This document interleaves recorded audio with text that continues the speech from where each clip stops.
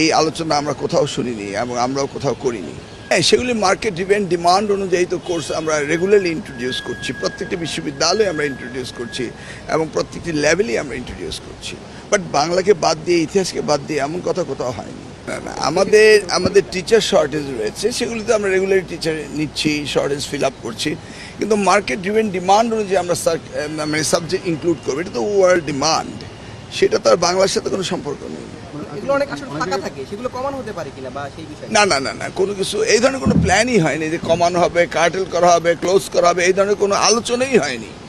আমরা শুধু আলোচনা হচ্ছে যে কিভাবে আমরা শিক্ষা ব্যবস্থাকে আরও উন্নত করব এবং মার্কেট ড্রিভেন ডিমান্ড অনুযায়ী আমরা করব, ইন্ডাস্ট্রি একাডেমির রিলেশন কীভাবে হবে, সেগুলি নিয়ে আলোচনা হচ্ছে। হ্যাঁ, আমাদের ওই মাদ্রাসা বোর্ডের যে প্রকল্পটি রয়েছে তাদের ইএফটি, সেটা সম্পর্কে আলোচনা হয়েছে। আরেকটি প্রকল্প আমাদের ওই প্রিভিয়াস বিল আটকে পড়েছিল, সেটা নিয়ে আলোচনা হয়েছে। ওই আমাদের মাল্টিমিডিয়া ক্লাসরুমের ওটার বিল নিয়ে আলোচনা হয়েছে।